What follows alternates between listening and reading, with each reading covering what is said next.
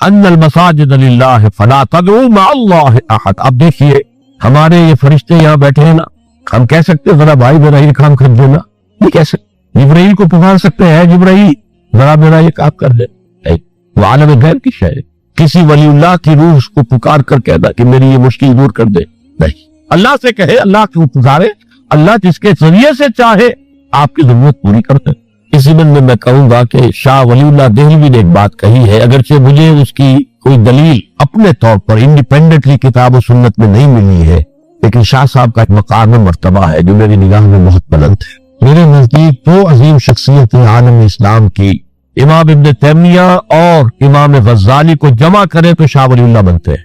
اتنی عظیم شخصیت. انہوں نے یہ لکھا ہے کہ جو اللہ کے برگزیدہ بندے ہوتے ہیں اور یا اللہ تعالیٰ ان کی ارواح کو ان کے فوت ہونے کے بعد ملائکہ کے طبقہ اسفل میں شامل کر دیتے ہیں, اور وہ بھی جس طرح وہ ملائکہ اللہ کے احکام کی زمین میں تنفیذ کر رہے ہیں وہ بھی اسی کام میں لگ جاتے. میں نے عرض کیا کہ میرے پاس انڈیپینڈنٹلی کوئی دلیل نہیں ہے اس کے حق میں, لیکن شاہ صاحب کا فرمانا خود میرے لیے ایک درجے میں دلیل ہے. لیکن یہاں ایک تو یہ نوٹ کرنے کا, ملائکہ کا طبقہ اسفل, ملائکہ کا سب سے نچلا طبقہ, اور اللہ کے حکم کی تنفیذ کرتے تو فرشتے کر رہے ہیں وہ بھی ہو. ہمیں سے کیا غرض ہے؟ ہم نہ فرشتے کو پکار سکتے ہیں اور نہ کسی ولی اللہ کو پکارو اللہ کو. قال ربکم ادعونی استجب لکم ان الذین یستکبرون عن عبادتی سیدخلون جہنم داخرین. تمہارا رب کہتا ہے مجھے پکارو, مجھ سے مانگو, میں تمہیں دوں گا, تمہاری دعا سنوں گا, قبول کروں گا. اور جو بربنائے تکبر مجھ سے نہیں مانگتے وہ جہنم میں داخل ہوں گے ذلیل و خوار ہو. حضور نے ایک بات مجھے متن یاد نہیں ہے بہت پیاری فرمائی, دیکھو انسانوں سے تم مانگتے ہو کچھ تو ایک دفعہ تو اس کے ماتھے پر تیوری پر بل پڑ ہی جاتا ہے, یہ کیوں میں نے سامنے ہاتھ سوال کیا, کیوں مجھ سے مانگتا ہے, چلیے بعد میں کچھ وہ دے ہی دے کہ تاگوار گزرتا ہے. ارے اس سے مانگو جو کہتا ہے کہ مجھ سے مانگو اور میں دوں گا, وہ نہ مانگنے پہ ناراض ہے, اس سے نہیں مانگتے. رات کے آخری ساعتوں میں, یا جسے آپ کہتے ہیں small hours of the morning, حدیث میں آتا اللہ نزول اجلال فرماتے, جس کو ہم نہیں جانتے کیسے نزول ہوتا ہے. ذات باری تعالیٰ اس کے متعلقات کے بارے میں جو بات آگے قرآن میں حدیث میں وہ ہم مانتے ہیں, کیسا یہ ہم نہیں جانتے. اس کا ہاتھ ہے کیسا ہم نہیں جانتے, اس کا چہرہ ہے کیسا ہم نہیں جانتے, اس کی ساق ہے, اس کی پنڈلی ہے کیسی ہم نہیں جانتے, وہ سنتا ہے کیسے سنتا ہم نہیں جانتے, کیا اس کے کان ہے, کیا اسے بھی ساؤنڈ ویوز کی ضرورت ہے سننے کے لیے, وہ دیکھتا ہے کیسے دیکھتا ہم نہیں جانتے, وہ اترتا ہے کیسے اترتا ہم نہیں جانتے. جو قرآن میں آگے حدیث میں آگے مان لیجئے بس. باقی یہ متشابہات میں سے ہے, اس کی کھود کرید میں پڑو گے تو فتنے میں مبتلا ہو جاؤ. ابتغاء الفتنة وابتغاء تاویلہ, لہذا حدیث میں آتا ہے کہ رات کے آخری ساعتوں میں اللہ سمائے دنیا تک نزول فرماتے اور پھر ندا لگتی ہے حل من سائل فاعطیہ, ہے کوئی سوال کرنے والا مانگنے والا کہ میں اسے دوں, حل من مستغفر فاغفر لہ, ہے کوئی گناہوں کی معافی چاہنے والا کہ میں اسے معاف کر دوں. ہم انتا غفیر سو رہے, ہم تو مائل بکرم ہے, کوئی سائل نہیں دے. راہ دکھلائے کسے, رہنم منزل ہی نہیں, راہ کسے دکھا. اللہ کے راستے پر چلنے کا فیصلہ کرو, اللہ کی راہ میں جہاد کا فیصلہ کرو, پھر اللہ راستہ کھولے گا. والذین جاہدوا فینا لنہدینہم سبلنا, وہ لوگ کہ جو ہمارے راستے میں جہاد کرے, محنت کرے, مشقتیں کرے, ہم لازماً ان پر اپنے راستے کھولتے چلے جائیں. اور دعا شرک فی الدعا, مانگو صرف اللہ. وہ چاہے کسی فرشتے کے ذریعے, چاہے کسی فوت شدہ ولی اللہ کی روح کے ذریعے سے, چاہے کسی کو بھی نہیں, براہ راست اپنے حکم سے, اس کی تو قدرت ہے جو چاہے کرے. کن فیکون, وہ جیسے بھی ہو وہ آپ کی ضرورت پوری کرے گا. وہی ہے جو کہ مشکلات کو حل کرنے والا ہے, وہی ہے کہ رزق دینے والا ہے, وہی ہے جو مرض سے شفا دینے والا ہے. پکارو اسی کو, مانگو اسی سے. اب آئیے کچھ مراسم عبودیت ہوتے ہیں. مراسم رسم کہتے ہیں کسی چیز کی ظاہری شکل, رہ گئی رسم ازا روح بلالی نہ رہی, فلسفہ رہ گیا تلقین غزالی نہ رہی. یہ قرآن کا بھی ہم اسے رسم الخط کہتے ہیں, رسم الخط, اور یہ حضرت عثمان کے زمانے میں فائدہ ہوا ہے کہ یہ اس طریقے سے لکھا جائے. تو ابدیت کے اظہار کے لیے کچھ رسومات ہیں جس میں سے ایک پر گفتگو ہو چکی ہے, قنوت والقانتین والقانتات. یہ جو ہے اللہ کے حضور میں چاہے ہاتھ باندھے چاہے ہاتھ کھولے, لیکن ذرا جھک کر گردن میں خم کر کے کھڑے ہوگا. یہ نماز کے اندر جو قنوت ہے یہ قنوت ہے، یہ بھی اپنی عاجزی کا اظہار ہے. عجز اور تذلل، وہ جو ابن قیم کی میں نے ڈیفینیشن آپ کو بتائی، العبادت تجمع اصلین غایت الحب وغایت الذل والخضوع، حد درجے میں اللہ کے سامنے پچھ جانا، جھک جانا، گر جانا، رکوع سجدہ اللہ کے سوا کسی کے لیے. اور اس معاملے میں دین محمدی جو اپنی تکمیل کو پہنچ گیا، الیوم اکملت لکم دینکم واتممت علیکم نعمتی ورضیت لکم الاسلام دینا. حضور کی بعثت سے قبل سجدہ تعظیمی جائز تھا، کسی شخص کی تعظیم کے لیے، اس کی عزت کے لیے اس کے سامنے سجدہ جائز. حضرت یوسف کے سامنے ان کے والدین اور 11 بھائی سجدے میں گرتے. بچپن میں خواب دیکھا تھا اور 40-50 سال بعد اس کی تعبیر بالفعل ایک اس واقعے کے طور پر سامنے آ گئی. سجدہ کرنا، جھکنا، سجدہ کرنا، یہ جائز تھا سجدہ تعظیم. حضور پر شریعت مکمل، توحید مکمل، اب ہر نوع کا سجدہ حرام مطلق ہے سوائے اللہ کے کسی کو. ہمارے مسلمانوں نے بھی اپنے دور ملوکیت میں سجدہ تعظیمی شروع کرا. عدالت کے اندر بادشاہ کے دربار میں جا رہے تو سجدہ سر جھکا کر رکوع کی حالت میں. یہ آپ کے پڑوس میں حیدرآباد کی ریاست تھی، سلام کیسے کرتے تھے، کتنے جھکتے تھے، اور پھر وہ رک کر وہ سلام ہو رہے. یہ مشرکانہ فعل ہے جو اولیاء دربار میں بھی تھا. شیخ احمد سرہندی رحمۃ اللہ علیہ نے کہا غلط ہے، حرام ہے، جائز نہیں. دربار میں شکایت پہنچ گئی، آخر دشمنی کرنے والے بھی تھے، حاسد بھی تھے.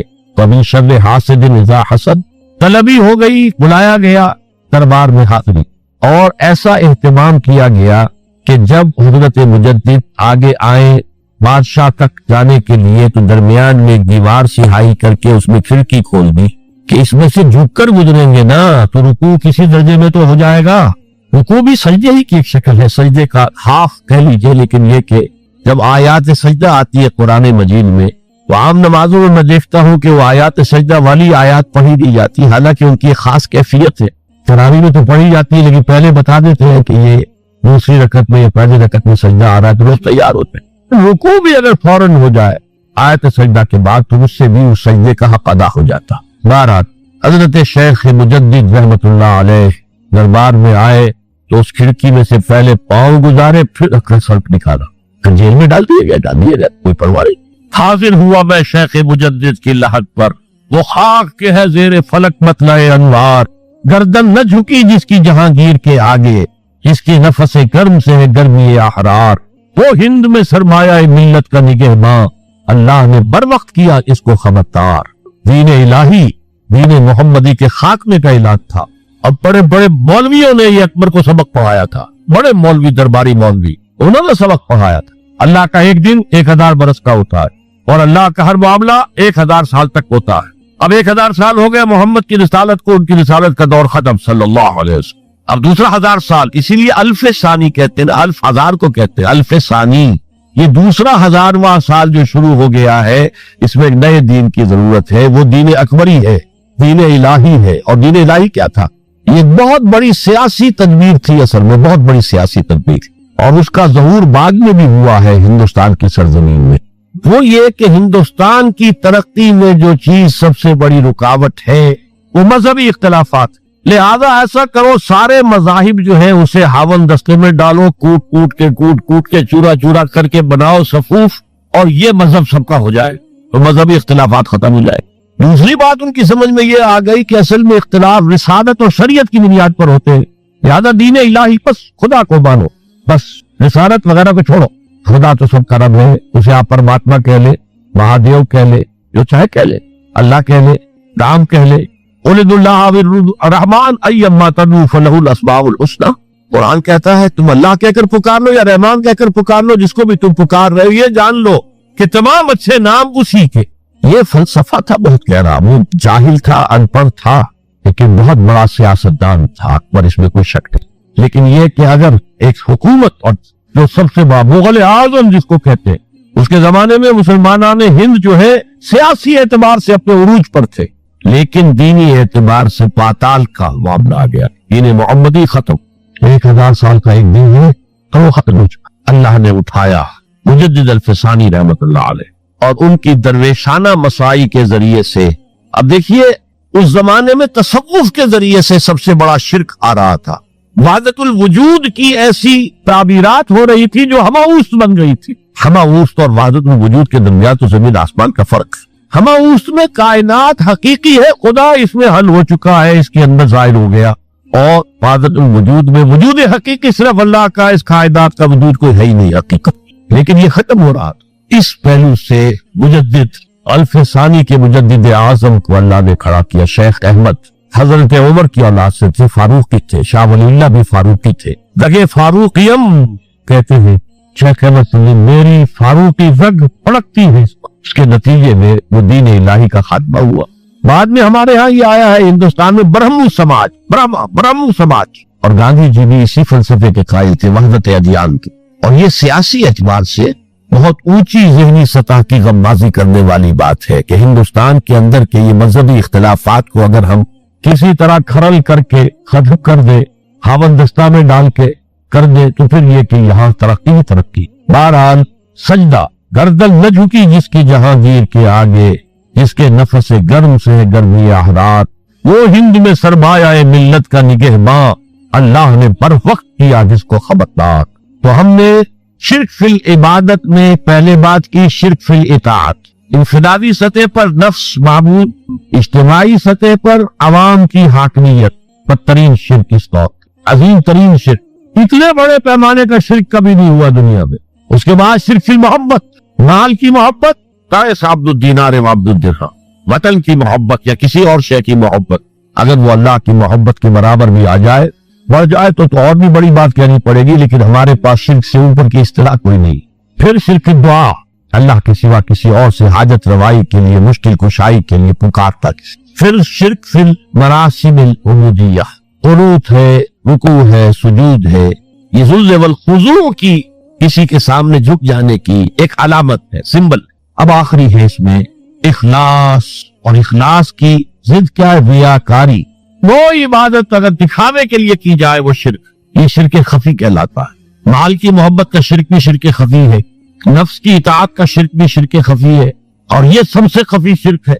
हुजूर ने फरमाया सल्लल्लाहु अलैहि वसल्लम, मन सल्ला युराई फकद अशरका, वमन सामा युराई फकद अशरका, वमन तसद्दका युराई फकद अशरका। जिसने दिखाने के लिए नमाज पढ़ी उसने शिर्क कर दिया, जिसने दिखावे के लिए रोजा रखा उसने शिर्क कर दिया, जिसने दिखावे के लिए खैरात की, सदकात दिए, वो शिर्क कर चुका। कद अशरका, ये अरबी के मिजाज से वाकफियत हो, फेले मादी पर कद जो है तो वो परफेक्ट टेंस बन जाता है, कर चुका, वो शिर्क में मुलव्विस हो चुका। मन सल्ला युराई फकद अशरका, वमन सामा युराई फकद अशरका, वमन तसद्दका युराई फकद अशरका। और तजिया करके यहाँ तक बताया कि अगर कोई शख्स नमाज पढ़ रहा हो और जब वो ये देखे कि कोई उसे देख रहा है तो अपने सजदे को तवील कर दे, तो ये शिर्क है। फर्ज कीजिए 5 सेकंड का सजदा वो कर रहा था, अब उसने 7 सेकंड का किया, ये 2 सेकंड किसके लिए? इस एक सजदे के 2 मसजूद हो गए। वो 5 सेकंड का सजदा तो अल्लाह के लिए, 2 उसके लिए शिर्क होगी। ये अक्ल नकल की एक बड़ी तवील कशमकश है जो हमारे यहाँ चली। नकल से मुराद वो नकल नहीं है इम्तिहान में मारी जाती है कहीं, वो आप समझ में रखें में ले आए।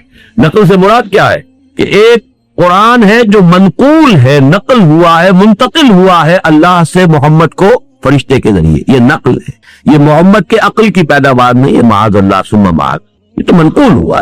फिर हुजूर से ये मनकूल हुआ सहाबा किराम को पहुंच के, सहाबा किराम से मनकूल हुआ और ताबीन को पहुंच के, नकल हो रहा है, मुंतकिल हो रहा है। मुंतकिल का लफ्ज आपके लिए ज्यादा सहूलत वाला हो जाए, लेकिन बना तो नकल से है ना, उसका मादा तो नकल है। अब एक तरफ नकल है वो चीज जो आ रही है, कुरान है, हदीस भी नकल है। हदीस हुजूर की वो बात है कि जो सहाबा ने देखी या सुनी और उसको मुंतकिल कर दिया ताबीन तक, ताबीन ने फिर मुंतकिल कर दिया वो अख्तब ताबीन तक। तो एक है नकल और एक है अक्ल। आपकी लॉजिक है, आपका इंटेलेक्ट है, आपकी सोच विचार है, उसके कुछ उसूल हैं, उन उसूलों के ऊपर आप रखते हैं। तो तमाम मज़ाहिब की तारीख में ये अक्ल और नकल की कशमकश और कशाकश जो है ये एक बहुत अहम बाब है तमाम मज़ाहिब, जिसके नतीजे में इल्मुल कलाम पैदा हुआ। चाहे वो ईसाइयों का इल्मुल कलाम है या यहूदियों का इल्मुल कलाम है या मुसलमानों का इल्मुल कलाम है। इल्मुल कलाम नाम ही इसका है कि अक्ल और नकल में कोई रब्त पैदा किया जाए, कोई उनके दरमियान ऐसी शक्ल पैदा हो जाए कि तजादात रफा हो जाए। तो अब इसमें कभी तो ये होता है कि कुछ लोग अक्ल को ताबे कर देते हैं नकल के, कुछ लोग अक्ल को اوپر کر کے اور نقل کو اس کے تابع کر دیتے ہیں. تو معتزلہ وہ ہیں ہماری تاریخ کے کہ جنہوں نے نقل کو عقل کے تابع, وہ بھی اکثر و بیشتر قسم کی شفاعتیں جو ہیں ان کا ممکن ہے. وہ میں تفصیل جو کون سی شفاعت ہے وہ میں بعد میں عرض کروں گا. اہل سنت اب درمیان میں ہے, اہل سنت کا اجماع ہے شفاعت حق ہے, ہوگی. اس میں قرآن مجید کا بھی یہ اللہ 8 جگہ پر جو اللہ آ گیا ہے وہ میں نے آپ کو سامنے رکھ دیا ہے, گنوا دیا ہے کہ جہاں کیٹیگوریکل ڈینائل ہے کہ کوئی شفاعت نہیں, وہاں یہ ایکسیپشنز موجود ہیں قرآن مجید. شرطیں یہ ہیں, شرطیں وہ ہیں, لیکن اس کا ڈینائل تو نہیں, اس کا کیٹیگوریکل نفی تو نہیں. اور یہ کہ احادیث میں جو اس کی تفاصیل پھر آتی ہیں وہ تو پھر بہت ہی نمایاں ہے. یہ اب کیا ہے اس کو سمجھئے.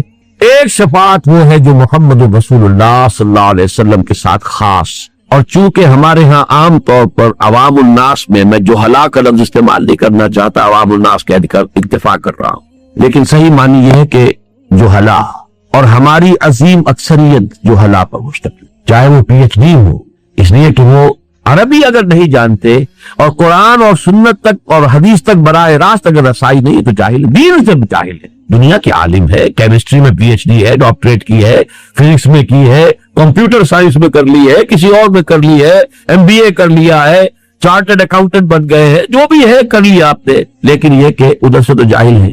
ان جہلا میں سب سے زیادہ جو تصور گمراہ کل پیدا ہوا ہے وہ حضور کی شفاعت کبریٰ اور شفاعت عظمیٰ کے. تصور یہ ہے کہ حضور تو اپنی پوری امت کو بس شفاعت کر کے اور اللہ کے ہاں عذاب سے اور پکڑ سے اور حساب سے بچا لیں گے. تو کبریٰ کا لفظ آ گیا, شفاعت کبریٰ, شفاعت عظمیٰ. لیکن احادیث کا جب مطالعہ کریں گے تو آپ کو معلوم ہوگا وہ شفاعت کیا ہے. عجیب ہے بات, کہاں سے کہاں پہنچ جائیں گے, آسمان سے زمین پر آ جائیں. اس شفاعت کبریٰ کا جو اصل محل ہے وہ 2 چیزیں ہیں جو قرآن جو احادیث نبویہ سے ثابت ہے. نمبر 1 یہ کہ قیامت کا دن جو بڑا سخت ہوگا, بڑا بھاری ہوگا. وہ دن کتنا سخت اور کتنا بھاری ہوگا, سورہ مزمل میں فرمایا ہے یوم یجعل الولدان شیبا, اس کی سختیاں, اس کی صعوبتیں بچوں کو بوڑھا کرتے. یوم یجعل الولدان شیبا السماء منفطر به کان وعده مفعولا. آسمان اس دن سے گویا کہ پھٹا پڑ رہا ہے. ایک ایسی چیز ہے جو کہیں پر کسی جگہ پر ہو اور اس کے بوجھ سے وہ شے پھٹی جا رہی. وہ قیامت کا دن جو ہے گویا کہ آسمانوں میں ثقلت فی السماوات والارض, وہ تو آسمان اور زمین کے اندر موجود ہے. وہ قیامت ان بلٹ ہے اور اس کی وجہ سے وہ پھٹنے کو ہے. اور وہ دن کیسا ہوگا, یوم یجعل الولدان شیبا. اسی کو سورہ مدثر منصر, یہ 2 سورتیں جو ایک دوسرے کی ہیں انہی کے حوالے اس وقت دے رہا ہوں. ذالک یومئذ یوم عسیر علی الکافرین غیر یسیر فاذا نقر فی الناقور فذالک یومئذ یوم عسیر علی الکافرین غیر یسیر. بڑا سخت اور بڑا بھاری دن ہوگا. اب اس کی تفاصیل آتی ہیں, وہ جو آپ نے روایات میں سنا ہوگا, سورج سوا نیزے پر ہوگا اور سخت گرمی ہوگی, اور سخت جو ہے وہ اس وقت لوگوں کے اوپر جو ابتلا کا وقت ہوگا. اور ابھی ہیئرنگ سٹارٹ نہیں ہو رہی, یہ ججمنٹ کا یوم الدین ہے, جزا و سزا کے فیصلے کا دن ہے. عدالت لگی ہوئی ہے, کھڑے ہیں انسان, فوج در فوج کھڑے ہیں, لیکن یہ کہ دیر ہو رہی ہے, تاخیر ہو رہی ہے, ججمنٹ شروع نہیں ہو رہی, ہیئرنگ شروع نہیں. اس سختی میں لوگ آئیں گے کہ سفارش کیجئے کہ معاملہ جلدی شروع ہو جائے. آدم کے پاس آئیں گے, آپ ابو الآدم ہیں, تمام انسانوں کے آپ والد ہیں, ابو الانسان کی, آپ ہمارے لیے سفارش کی. وہ انکار کریں گے, نہیں میرا یہ مقام نہیں.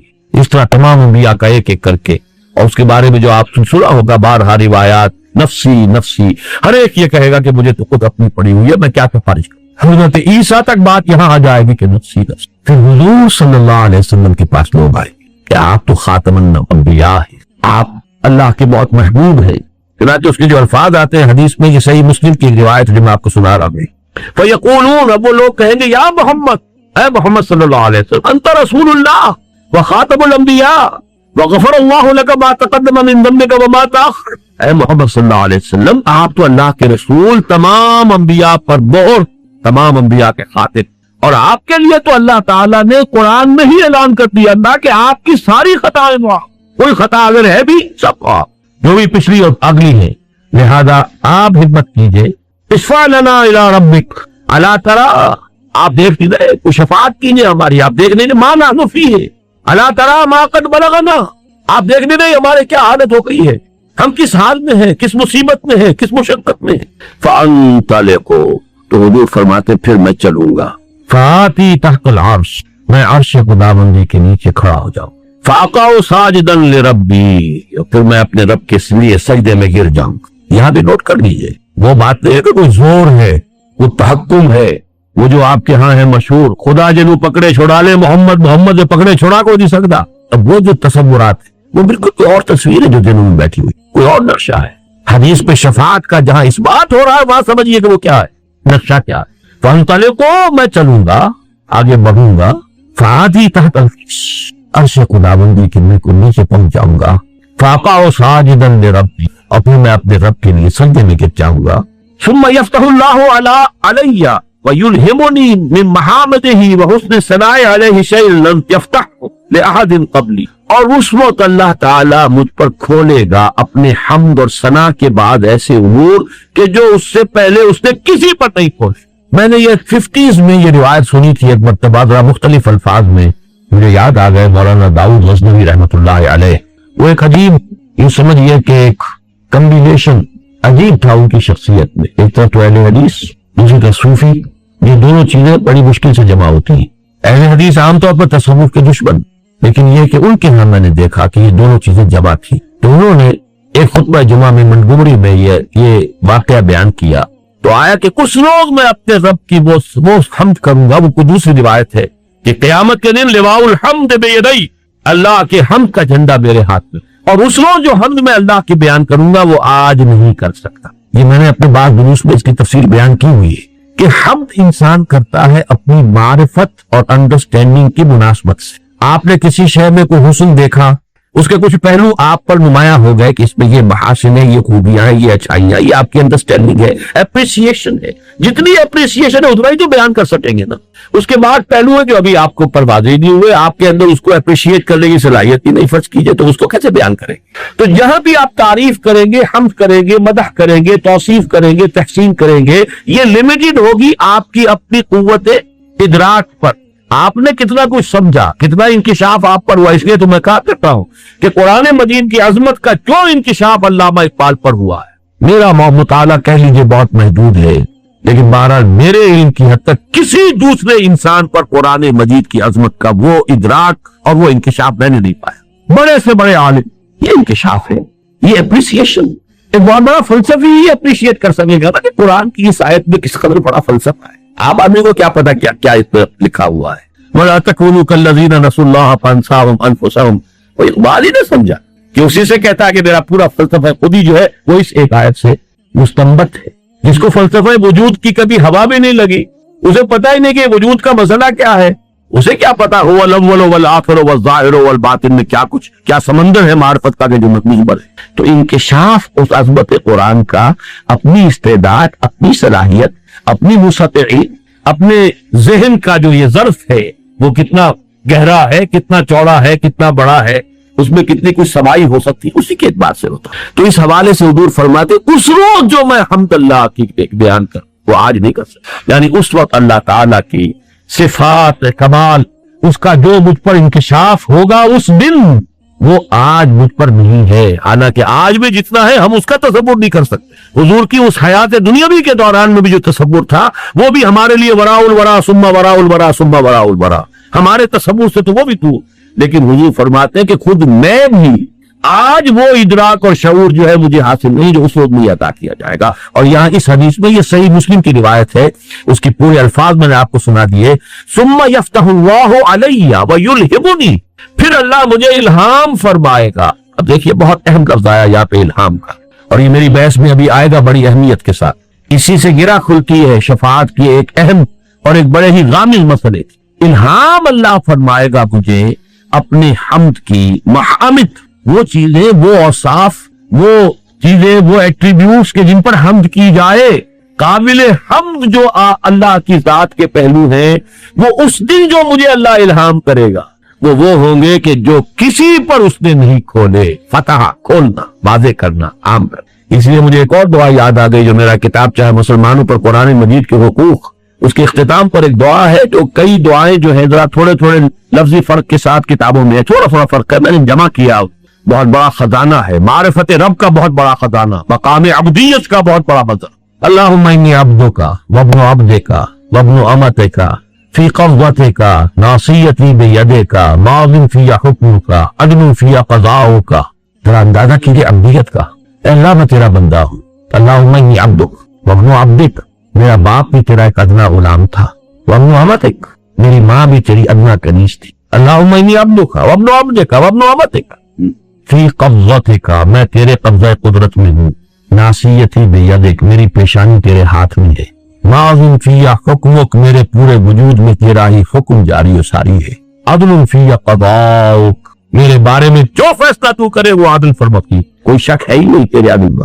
अब उसके बाद सवाल है, ये हम्द करने के बाद सवाल है। मैं समझता हूँ कि बहुत कम नसीबी है उनकी जिन्होंने मेरा वो किताबचा पढ़ा और ये दुआ याद की। अल्लाहुम्मा इन्नी अब्दुक वब्नु अब्दिक वब्नु अमतिक फी क़ब्ज़तिक नासियती बियदिक माज़िन फ़िया हुक्मुक अदलुन फ़िया क़ज़ाउक। ये सारी हम्द तहमीद है, ये सारी तवाज़ो, ये आजिज़ी, ये इनके सारी तमहीद है किस बात? अस्अलुका बिकुल्लि इस्मिन हुवा लक, ऐ अल्लाह मैं तुझसे सवाल करता हूँ तेरे हर उस नाम के हवाले से जो तेरा है, जो तेरे अस्मा है, मैं उन्हीं के हवाले से पुकार सकता हूँ। कुरान मजीद में आया कि नहीं, लहुल अस्माउल हुस्ना फदऊहु बिहा, अल्लाह को जब भी पुकारना हो अल्लाह के नामों के हवाले से पुकारो। अल्लाह तेरा जो भी नाम है मैं उसका वास्ता देकर तुझसे सवाल। अस्अलुका बिकुल्लि इस्मिन हुवा लक सम्मैता बिही नफ्सका, जिससे तूने अपने आप को मौसूम किया, खुद अपने लिए वो नाम इख्तियार किया। और अनज़लतहु फी किताबिका, या वो नाम तूने अपनी किसी किताब में नाज़िल फरमाया। और अल्लमतहु अहदम मिन खल्क़िक, या वो नाम जो तूने अपने बंदों में से किसी को कभी सिखाया। अब इस्तासरता बिही फी मकनूनिल इल्म इंदक, और अल्लाह वो नाम भी जो तूने अभी अपने पास खजाना गैब के अंदर रखे हुए हैं, मैं उसका भी वास्ता, यानी तेरे वो नाम भी है जो तूने किसी को अभी तक नहीं बताया।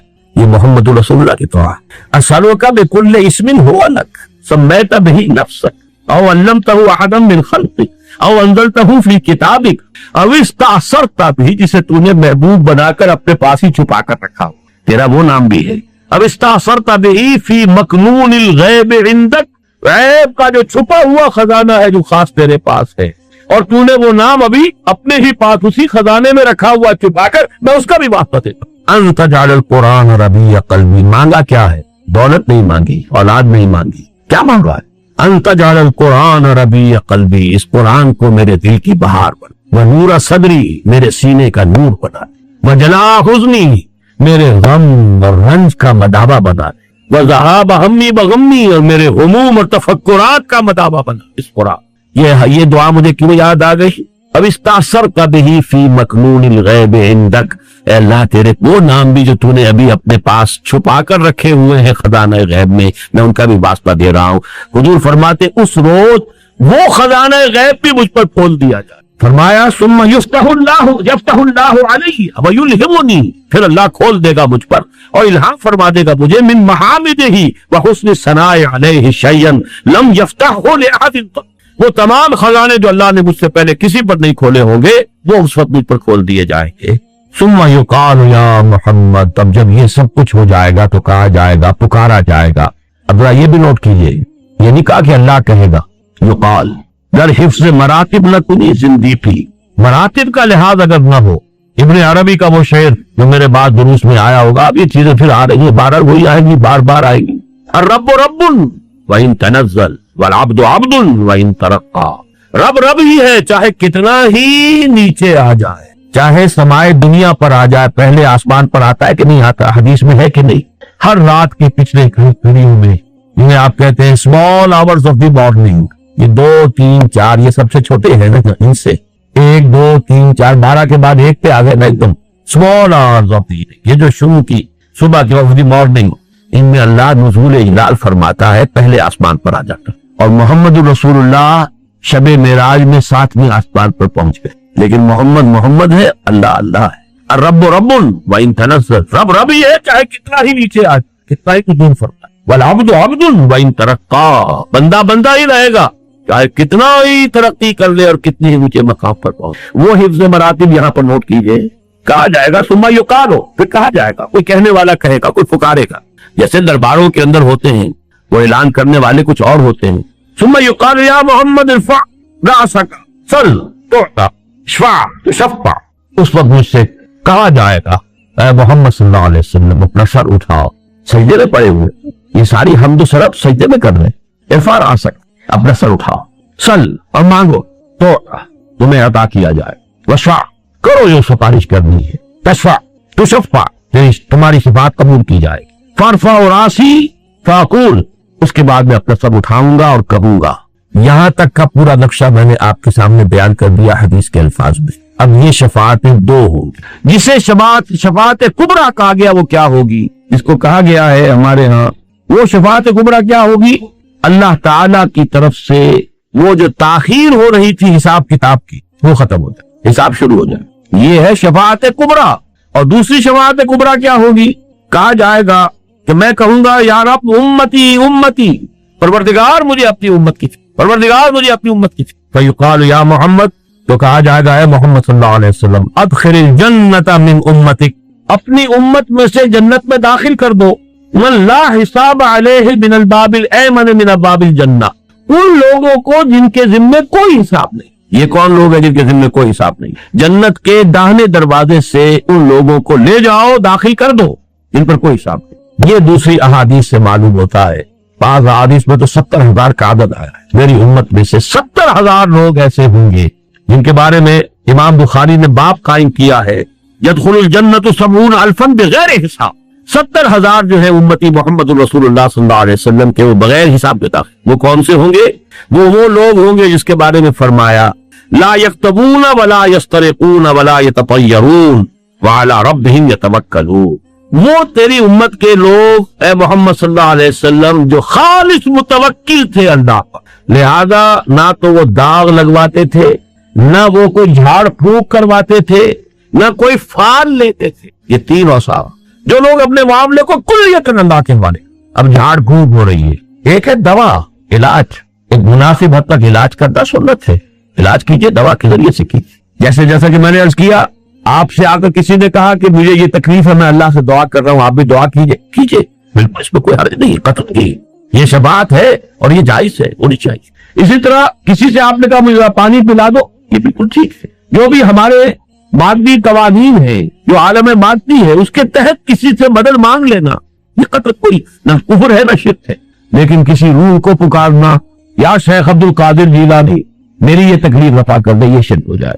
کسی فرشتے کو پکارنا، یا جبرائیل میری اس وقت یہ مدد کر دے، یہ شرک ہو جائے۔ محمد کو پکارنا، علی کو پکارنا، یا علی مدد، یہ کفر اور شرک ہو جائے۔ اسی طریقے سے میں نے عرض کیا کہ یہ لوگ توکل کرنے والے وہ ہیں کہ جو یہ جھاڑ پھونک نہیں کراتے، کوئی فال وغیرہ نہیں لیتے، یہ بدشگونی ہو گئی، یہ بدفالی ہے، یہ فلاں ہے، یہ چیزیں ہیں، ان تمام چیزوں سے مابرا ہو کر وہ صرف اللہ پر توکل کر، جو اللہ چاہے گا وہ ہوگا اور جو اللہ نہیں چاہے گا وہ نہیں ہوگا۔ ما شاء اللہ کان وما لم یشاء لم یکن، کسی جادوگر کا جادو مجھ پر اثر نہیں کر سکتا اگر اللہ نہ چاہے۔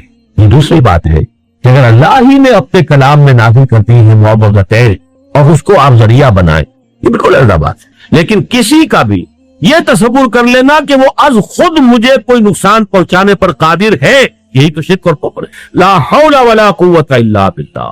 لہذا یہ 70,000 جو ہوں گے یہ تعداد اس حدیث میں نہیں ہے اور نہ یہ وضاحت ہے، لیکن یہ کہ احادیث کو بھی جیسے قرآن مجید میں ہم ایک آیت کو دوسری آیت کے ساتھ جوڑ کر اس کا نتیجہ نکالتے ہیں۔ شفاعت کبریٰ محمد الرسول اللہ صلی اللہ علیہ وسلم کی، جس کا کہ عوام میں نمل کیا تصور ہو گیا ہے، از روح احادیث صحیحہ صرف یہ دو شفاعتیں ہیں جو محمد کو حاصل ہیں صلی اللہ علیہ وسلم، جو خاص ہیں آپ کی ذات کے ساتھ، اور وہ یہ ہے کہ جب قیامت میں دیر ہو رہی ہوگی، ہیئرنگ میں سماعت شروع نہیں ہو رہی اور سختیوں میں ہوں گے اور شدائد میں ہوں گے، اس وقت آپ کی شفاعت سے حساب کتاب شروع ہو جائے۔ اور نمبر 2، آپ کو کہہ دیا جائے گا اپنی امت کے ان لوگوں کو لے کر فوراً ان لوگوں کو داخل کر دیجئے، ابھی یہ جو حساب کتاب ہونا ہے یہ بھی نہیں ہو، یہ سختی بھی ان کے لیے نہیں ہے۔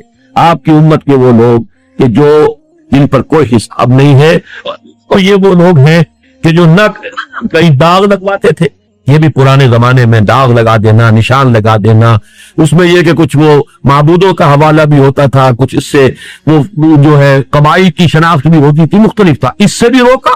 اور جھاڑ پھونک، اب جھاڑ پھونک کے اندر نوٹ کر لیجئے، جو چیز محمد رسول اللہ سے ثابت ہوگی وہ تو ہم کریں گے، لیکن اس سے آگے پھر جو عملیات ہمارے ہاں مشہور ہو گئی ہیں، فلاں عملیات اور فلاں عملیات، یہ تمام چیزیں جو ہے وہ اسی کھاتے میں آ جائیں۔ وہ متوکلون جن کے بارے میں فرمایا گیا ہے کہ وہ جائیں گے جنت کے اندر بغیر حساب، ان کی تین ہیں، لا یکتبون ولا یسترقون ولا یتطیرون وعلی ربہم یتوکلون، اور وہ صرف اپنے رب پر توکل کریں گے، اپنے معاملے کو فوض امری اللہ ان اللہ بصیر بالعباد، اللہ کے حوالے کر دیں گے کہ اللہ تعالی ہی میرے تمام حالات کو جانتا ہے، دیکھ رہا ہے۔ سپردم بتو مایہ خیشرا، تو دانی حساب کم ہو۔ تو دو چیزیں ہوئی کہ جو حضور صلی اللہ علیہ وسلم کے ساتھ خاص، اور یہ وہ ہے جن کے معتزلہ بھی قائل ہے۔ میں نے بتایا تھا کہ شفاعت بالکل منکر خوارج، معتزلہ ان دو کے وہ بھی قائل ہیں، اہل سنت تو قائل ہے ہی۔ تیسری شفاعت وہ ہے کہ جس کے معتزلہ سرے سے ممکن ہے اور خوارج کو ہے ہی، لیکن اہل سنت کے نزدیک وہ ثابت ہے۔ وہ سفارش کس کی ہے؟ اولیاء اللہ کی، اور اولیاء اللہ میں ٹاپ پر کون ہے؟ اللہ کے رسول ہے۔ پھر کون ہے؟ اللہ کے نبی۔ پھر کون ہے؟ صدیقین، شہداء، صالحین، صلحاء، اتقیاء، یہ سب صالحین مومنین، تمام اہل ایمان یہ بھی سفارش کریں گے۔ یہ سفارش کون سی ہوگی؟ اس سفارش کے لیے میں نے پہلے جو مثال دی تھی کہ جیسے آپ کہتے ہیں اللہ مجھے معاف فرما دے، کوئی اور بھی شامل کر دے اپنی بات، اللہ اس کو معاف فرما دے، بغیر اس کے کہ یہ تصور ہو کہ اللہ پر کسی کا زور ہے، بغیر اس کے کہ کوئی تصور ہو کہ اللہ کسی کی بات ماننے پر مجبور ہے، بغیر اس کے کہ کوئی یہ تصور ہو کہ یہ اللہ کا نائب ہے اس لیے مختار ہے، اختیار رکھتا ہے، بغیر اس کے کہ یہ تصور ہو کہ یہ اللہ کا ولی ہے، لاڈرا ہے، اور اللہ اس کی بات جو ہے وہ ہرگز نہیں ٹالے گا۔ نہیں، وَقُلِ الْحَمْدُ لِلَّهِ الَّذِي لَمْ يَتَّخِذْ وَلَدًا وَلَمْ يَكُنْ لَهُ شَرِيكٌ فِي الْمُلْكِ وَلَمْ يَكُنْ لَهُ وَلِيٌّ مِّنَ الذُّلِّ وَكَبِّرْهُ تَكْبِيرًا، اس کی تکبیر کرو، اسے بڑا کرو، ان تمام چھوٹائیوں سے اسے بلند رکھو اپنے ذہن کے اندر۔ یہ تمام چیزیں جو ہے یہ تمہاری ذات کے ساتھ ہے کہ تم اپنی کسی دوست کی بات ماننے پر مجبور ہوتے، اللہ کسی کی بات ماننے پہ مجبور معاذ اللہ۔ یہ شفاعت جو ہے اس کے بارے میں صرف دو باتیں عرض کرنی ہے مزید۔ پہلی تو یہ کہ یہ شفاعت کفار کے لیے نہیں ہے، انبیاء کو بھی اجازت نہیں ہوئی کہ کافروں کے لیے شفاعت کرے۔ قرآن مجید میں صراحت سے مذکور ہے، حضرت ابراہیم کو اپنے باپ کے لیے بھی اجازت، احادیث میں موجود ہے کہ حضور فرماتے میں نے اپنی والدہ کے لیے استغفار مغفرت کی اجازت چاہیے، اللہ اجازت دے کہ میں اپنی والدہ کے لیے مغفرت استغفار کر سکوں، اجازت نہیں ملی مجھے۔ پھر میں نے اجازت طلب کی کہ میں ان کے قبر کی زیارت کر سکوں، اس کی اجازت نہیں۔ احادیث صریحہ، جن کی جان کفر میں گئی ہے، جو کسی شریف شرک میں مبتلا، ان کے لیے شفاعت کوئی نفی، اس کو ذہن میں رکھیں مطلقاً۔ احادیث میں بعد میں آپ کو سناؤں۔ نمبر دو، منافقین کے لیے بھی شفاعت نہیں۔ منافقین تو کفار سے بڑھ کر ہے قرآن مجید کی روح سے، ان المنافقین فی الدرک الاسفل من النار، وہ تو آگ کے سب سے نچلے درجے میں ہوگی۔ قرآن مجید میں دو آیتیں تو بہت ہی کلیئر ہیں، اکثر جو حضرات میرے دروس میں شرکت کرتے ہیں انہیں یاد ہوگی، اکبر ہوگی۔ سورہ منافقون میں کیا فرمایا؟ سواء علیہم استغفرت لہم ام لم تستغفر لہم لن یغفر اللہ۔ اے نبی ان کے حق میں بالکل برابر ہے، چاہے آپ استغفار کریں ان کے لیے چاہے نہ کریں، اللہ ہرگز ان کو معاف نہیں۔ اور اس سے بھی زیادہ سخت، استغفر لہم او لا تستغفر لہم ان تستغفر لہم 70 مرۃ لن یغفر اللہ۔ اے نبی آپ ان کے لیے استغفار کریں یا نہ کریں، آپ 70 مرتبہ استغفار کریں گے کبھی ہم نہیں مانیں گے، اللہ ان کو معاف نہیں۔ بتائیے اس سے زیادہ کیٹیگوریکل کوئی آیت چاہیے آپ؟ اور اس میں مزید اضافہ کر دیا حضور نے، اس کیٹیگوریکل ڈینائل کے اندر اضافہ کر دیا۔ اگر مجھے یہ معلوم ہوتا کہ 70 مرتبہ سے زیادہ استغفار کرنے پر، زیادہ مرتبہ استغفار کرنے پر میری سنوائی ہو جائے گی تو میں زیادہ کرتا۔ یعنی 70 کو یہ نہ سمجھو کہ 70 مراد ہے، ہو ہی نہیں سکتا۔ اگر مجرد 70 کی بات ہوتی تو میں 71 مرتبہ کرتا، میں 100 مرتبہ کرتا، میں 700 مرتبہ کرتا، کہ نہیں، مراد اس سے کیا ہے؟ استغفر لہم و لا تستغفر لہم ان تستغفر لہم 70 مرۃ فلن یغفر اللہ لہم۔ اب 3 حدیثیں سن لیجئے جس سے وہ معلوم ہو جائے گا کہ کن کے لیے یہ شفاعت ہے۔ پہلی حدیث بخاری کی ہے، حضرت ابو ہریرہ سے رضی اللہ تعالی عنہ، اسعد الناس، حضور فرماتے ہیں اسعد الناس بشفاعتی یوم القیامہ من قال لا الہ الا اللہ خالصا من قلبہ، سب سے زیادہ خوش بخت میری شفاعت کے معاملے میں قیامت کے دن وہ ہوگا جس نے لا الہ الا اللہ کہا ہوگا خلوص سے قلب کے۔ من قال لا الہ الا اللہ نہیں ہے، صرف شرط ہے خلوص سے قلب، غیر مشروط نہیں ہے معاملہ۔ اب خلوص قلب کے ساتھ لا الہ الا اللہ کہنے کے مظاہر کیا ہوں گے، تقاضے کیا ہوں گے، اس کا ثبوت کیا ہوگا، اس کا عمل کیا ہوگا، اس کے شواہد کیا ہوں گے، میں اس کی تفصیل میں نہیں جا سکتا. اس وقت صرف آپ کو بتانا یہ مقصود ہے کہ ہے، لیکن ہے مشروط. اسی طرح بڑی پیاری حدیث ہے، یہ مسلم شریف کی روایت ہے حضرت ابو ہریرہ صحیح رضی اللہ تعالی عنہ، لکل نبی دعوت مستجابۃ، ہر نبی کے لیے اللہ نے ایک دعا ایسی رکھی کہ جو لازماً قبول ہوگی. اللہ تعالیٰ کی طرف سے خاص گرانٹ ہے ہر نبی کے لیے ایک دعا، تو جو مانگو. فتعجل کل نبی دعوتہ، تو ہر نبی نے اپنی دعوت کو، اپنی دعا کو جو حق دیا گیا تھا یہ اسپیشل دعا کا، وہ استعمال کر لیا جلدی سے. یعنی اس دنیا میں استعمال کر لیا تو جلدی ہو گئی، دنیا عاجلہ ہے، کوئی نہ کوئی دعا اپنی ایسی کر لی جس سے وہ حق استعمال. وَإِنِّ اخْتَبَأْتُ دعوتی شفاعةً یوم القیامہ، میں نے اپنی اس دعا کو شفاعت کے طور پر قیامت کے دن کے لیے محفوظ کر لیا. کتنا حوصلہ افزا معاملہ ہے، کتنا امید افزا. لیکن آگے شرط آ رہی ہے، فَهِيَ نَائِلَةٌ إِن شاء اللہ تعالی مَن مَاتَ مِنْ أُمَّتِي لَا يُشْرِكُ بِاللَّهِ شَيْئًا. وہ میری شفاعت، اور یا بھی انشاءاللہ وہ میری شفاعت، وہ دعا اللہ نے گرانٹ کی ہوئی ہے پہلے سے، وہ دعا جو میں نے رکھ لی ہے کہ شفاعت کے لیے استعمال کروں گا قیامت کے دن اپنی امت کے لیے، وہ انشاءاللہ میری یہ دعا اس شخص کے حق میں ثابت ہو جائے گی، مفید ہو جائے گی جو مرا ہو اس حال میں کہ اس نے اللہ کے ساتھ شرک. اب یہاں شرک کس کس کو کہتے ہیں؟ شرک صرف بت پرستی کا نام ہے، شرک صرف بتوں کو سجدہ کرنے کا نام ہے، یا جھنڈے کی سلامی بھی شرک ہے، یا قومی ترانے میں کھڑا ہونا بھی شرک ہے. اس کا سمجھنا بڑا باریک بات ہے.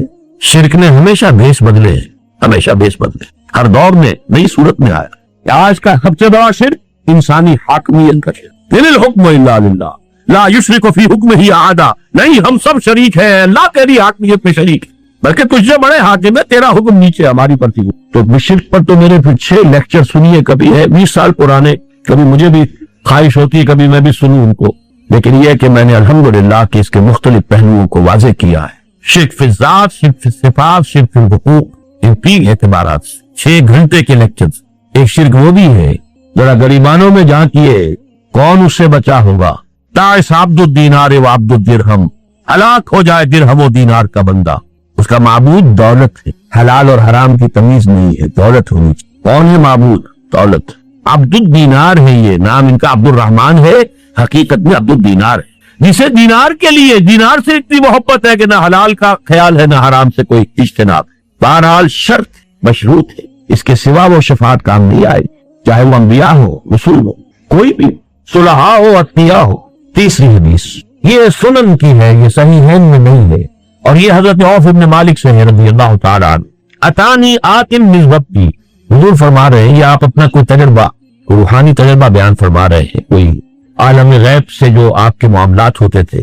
میرے پاس آیا ایک آنے والا میرے رب کی جانب سے، ایک آنے والا میرے پاس آیا اللہ کی طرف سے، اللہ کا کوئی فرشتہ. اتانی آتم من ربی فخیرنی، اور اس نے مجھے ایک اختیار دیا، ان یدخل نصف امتی الجنت. 2 باتیں ہیں اے محمد، اللہ کی طرف سے آپ کو یہ اختیار دیا جا رہا ہے، اور یہ پیغام میں پہنچا رہا ہوں. آپ کو اختیار، یا تو آپ اپنی آدھی امت کے جنت میں داخل ہونے کی ضمانت لے دیجیے، ان یدخل نصف امتی الجنہ، اور دوسرا آپشن کیا ہے؟ وبین شفاعت، اور یہ کہ دوسرا یہ ہے کہ شفاعت کرے قیامت کے دن.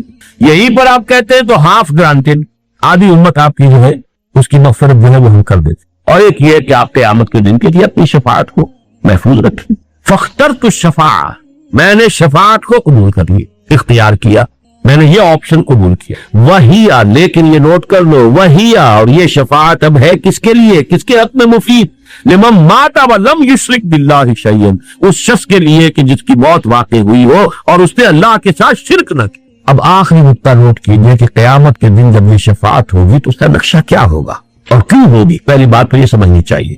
دیکھیے اس شفاعت کا صرف ایک فائدہ ہے اور ایک ہی مقصد ہے، اللہ اپنے بندوں کے قدر افزائی کے لیے. جب تمام نوع انسانی جمع ہوگی، سب کے سامنے آ جائے ہو اس ہوں، اللہ اپنے بندوں میں سے اولیاء، صلحاء، اتقیاء، انبیاء، رسل، ان کی کیا قدر و منزلت ہے، اس کے ظہور کا ایک ذریعہ اس شفاعت کو بنائے. لیکن شفاعت ہوگی اس کس کی؟ کون کرے گا؟ جسے اجازت ملے. کس کے لیے؟ جس کے لیے اجازت ہو۔ اب آپ ذرا نوٹ کیجئے کہ اگر تو یہ ہو کھلم کھلا، اگر ہم جو بھی ہمارا تصور ہے مادی طور پر عدالت لگی ہوئی ہے، وہ جو کبھی میر خسرو نے کہا تھا کہ خدا خود میر محفل بود اندر لامکاں خسرو، محمد شمع محفل بود شب جائے کہ بن بودم، وہ لامکاں کی محفل ایسی ہے، سمجھ لیجئے صدر جو ہے میر محفل اللہ تعالیٰ ہے، عدالت لگی ہوئی لامکاں ہے، وہ کسی سپیس ٹائم اینڈ سپیس میں نہیں ہے بڑا بیونڈ ٹائم اینڈ سپیس۔ خدا خود میر محفل بود اندر لامکاں خسرو، محمد شمع محفل بود۔ اب اس کا تصور کیجئے، خدا میر محفل ہے، عدالت لگی ہوئی ہے، مقدمات چل رہے ہیں۔ اگر اب آپ کہیں کہ کسی کے بارے میں ہاں اے محمد آپ کر سکتے ہیں، اس کے بارے میں شفاعت آپ کر سکتے ہیں، تو مقصد تو فوت ہو گیا، پھر ان کی قدر افزائی کیا ہوئی؟ تو معلوم ہوا کہ سب کچھ اللہ کی اجازت سے کیا ہے، جس کے لیے اللہ کی پہلے سے مرضی ہے اس کے لیے کہا گیا ہے، لہذا یہ سب کچھ اس طور سے نہیں ہوگا جو ہم اپنے عالمی مادی تصورات کے تحت جس کا تصور کر سکتے ہیں۔ اس کے لیے میں نے کہا تھا وہ لفظ جو حدیث میں یلہمنی، یہ ہوگا اس وقت بھی خفیہ، الہام ہوگا، لوگوں کو معلوم نہیں ہوگا کہ اس پرٹیکولر پرسن کے لیے محمد رسول اللہ کی شفاعت کی اجازت ہو گئی ہے۔ اگر تو وہاں اس طور سے ہو، کھلم کھلا ہو، علل اعلان ہو، تو حضور کا مقام و مرتبہ تو بات ہی نہیں، وہ تو اختیار خداوندی کا ظہور ہو گیا، وہ تو معلوم ہو گیا کہ اللہ ہی دعا فرمانا چاہتا تھا، صرف اس نے محبت سے کہہ دیا ہے، یا شیخ عبد القادر سے کہہ دیا ہے، یا ابو بکر صدیق سے کہہ دیا کہ ہاں آپ چاہیں تو اس کے لیے شفاعت کر سکتے ہیں، تو اس سے جو میں نے مقصد معین کیا ہے، آخر کوئی شے بغیر کسی مقصد کے تو نہیں ہے، کیوں ہے یہ شفاعت؟ اس کو پہلے میں نے معین کیا ہے تاکہ اللہ اپنے مقربین بارگاہ کی جو قدر و منزلت ہے، جو ان کا مقام ہے، اس کو واضح کرتے، سب لوگوں پر کھل جائے، ہوئی ہوں کس کا کیا رتبہ ہے۔ اور یہ اسی وقت ہوگا جب یہ سب کچھ الہام کے طور پر، وہ اعلام اعلانیہ نہیں، اعلام اعلانیہ ہو تو پھر وہ مقصد جو ہے وہ فوت ہو جائے گا۔ اسی لیے اس حدیث میں وَيُلْهِمُنِي، اللہ مجھے الہام فرمائے گا، اس وقت بھی جب کہ حضور جا کر سجدے میں سر رکھیں گے عرش کے طرف میں، عرش کے نیچے یا عرش کے سامنے، تو اب اگر فرض کیجئے کہ جیسے ہم تصور کریں گے کہ اللہ ڈکٹیٹ کرتا جا رہا ہے محمد اس طریقے سے میری حمد کرو، تو وہ تو بیتو کی بات ہو گئی۔ لفظ الہام آیا، اس وقت اللہ کی طرف سے الہام ہوگا، وہ اللہ کی شانیں، وہ اللہ کے اسماء جو آج سے پہلے کسی پر نہیں کھولے گئے تھے، وہ خزانے جو ہیں اسماء کے، وہ خزانے جو ہیں اللہ کے محامد اور محاسن کے، اس روز بطرز الہام محمد عربی صلی اللہ علیہ وسلم پر کھولے جائیں گے، تو اس وقت اللہ کی حمد و ثنا وہ کریں گے، ایسا کہ اس حدیث میں آیا جو میں آج نہیں کر سکتا، وہ تو اسی وقت اللہ تعالیٰ کی طرف سے، جیسے کہ معاملہ آتا ہے ابلیس اور آدم کے قصے، فَتَلَقَّى آدَمُ مِن رَبِّهِ كَلِمَاتٍ فَتَابَ عَلَيْهِ، یہ الہام کے ذریعے سے کلمات حضرت آدم کو اللہ تعالیٰ نے کلمات سکھا دیے، ان کے دل میں جذبہ تھا، پشیمانی تھی کہ خطا ہو گئی ہے، غلطی ہو گئی ہے، لیکن الفاظ نہیں تھے۔ فَتَلَقَّى آدَمُ مِن رَبِّهِ كَلِمَاتٍ فَتَابَ عَلَيْهِ، اسی طریقے سے اللہ تعالیٰ کی طرف سے الہام ہوگا، الہام کے ذریعے سے اولیاء اللہ، صلحاء، اتقیاء، انبیاء، رسل اور سب سے بڑھ کر محمد رسول اللہ صلی اللہ علیہ وسلم شفاعت فرمائیں گے، لیکن کس کے لیے فرمائیں گے؟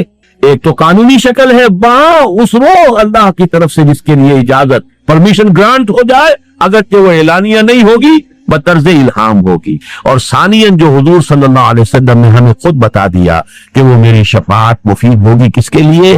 من قال لا الہ الا اللہ خالصا من قلبہ، بخاری کی روایت، اس کے لیے مفید ہوگی جس نے لا الہ الا اللہ پورے خلوص قلب کے ساتھ کہا، اور اس کے لیے ہوگی من مات ولم یشرک باللہ شیئا، جو مرا ہو اس حال میں کہ اس نے اللہ کے ساتھ کسی کو شریک نہ کیا۔ یہ دو شرطیں اللہ تعالیٰ مجھے اور آپ کو پوری کرنے کی توفیق عطا فرمائے، تو ہم شفاعت کے لیے پھر دو ہاتھ بھی پھیلا سکتے ہیں کہ اللہ ہمیں محمد کی شفاعت عطا فرما، ورزقنا شفاعتہ یوم القیامہ، یہ دعا کیجئے، لیکن یہ کہ ایک طرف محنت کیجئے امکانی، اور میں نے جو اس کے نتیجہ کے نکالے ہیں 3، پوری بحث کو سم اپ کر رہا ہوں۔ آج کی پوری بحث کا حاصل کیا ہے؟ پورا زور رکھو اپنی طرف سے عمل صالح اور تواصی بالحق اور تواصی بالصبر، اپنے طرف سے کوئی کمی نہیں، کوئی کوتاہی، فیما استطعتم، جو استطاعت ہے، فاتقوا اللہ ما استطعتم، اپنے امکان بھر، جیسے کہ حضور نے، میں نے چونکہ شروع میں کہا تھا تقدیر کا مسئلہ بھی ایسے ہی تھا، کسی نے سوال کر لیا تھا حضور جو اللہ تعالیٰ کی طرف سے ہے اگر وہی کچھ ہونا ہے، ایک جواب دیا حضور نے، اعملوا فکلکم میسر لما خلق، اپنی طرف سے پوری کوشش کرو، ہاں کر اتنا ہی سکو گے جتنا کہ اللہ تعالیٰ کے علم میں ہے، آگے بڑھ نہیں سکتے۔ اس کے لیے انگریزی کا محاورہ you can't outgrow your skin, اپنی کھال سے باہر تو نہیں نکلو، کتنے موٹے ہو جاؤ کتنے فربا ہو جاؤ، لیکن یہ کہ کھال کے تو اندر ہی رہو گے۔ عمل فکلکم میسر لما خلق، باقی کیا ہوگا، کہاں تک پہنچ پائیں گے؟ ہم نے اگر اپنی امکانی حد تک چڑھنے کی کوشش کی ہے تو جہاں تک پہنچ گئے اللہ قبول فرمائے۔ چھت تک کیوں نہیں پہنچے؟ نہیں، اگر ہمارے اندر ہمت نہیں تھی چھت تک نہیں، لیکن آپ نے خود اپنی کوشش میں کوئی کمی کی ہے تو آپ پہلی بات یہ کہ امکان بھر زور عمل صالح، اور یہی در حقیقت اس آیت الکرسی سے پہلے جو آیت ہے اس کا حاصل یہی ہے، یا ایھا الذین آمنوا انفقوا مما رزقناکم من قبل ان یاتی یوم لا بیع فیہ ولا خلۃ ولا والکافرون هم الظالمون۔ اس پر گفتگو اگلے درس میں ہوگی۔ نمبر 2، اپنی ساری امکانی محنت کے باوجود نہ تو اپنے عمل پر اور اپنی نیکی کر کوئی گھمنڈ ہو، گھمنڈ تو ہو گیا تو گئے برباد، زیرو سے ضرب کھا کر کے، نہ کوئی بھروسہ، اس لیے کہ وہ حدیث بھی سامنے رہے، کوئی شخص محض اپنے عمل کی بنیاد پر جنت میں نہیں داخل ہو سکتا۔ اور جب حضور خود اپنے بارے میں فرما دیں الا یتغمدنی ربی برحمتہ، تو اب کسی اور کے لیے تاب دیگراں چہ رسد، کسی اور کا معاملہ کیا ہو۔ نمبر 3، اللہ کی بھی مغفرت کے امیدوار بھی رہو، خواستگار بھی رہو، اور اولیاء اللہ، انبیاء، صلحاء، اتقیاء، ملائکہ کے بارے میں قرآن مجید میں بار بار آتا ہے، استغفار کرتے رہتے ہیں اہل ایمان کے لیے، اے اللہ ان کو بخش دے، تو وہ تو شفاعت اب بھی کر رہے ہیں، وہ شفاعت تو ہو رہی ہے۔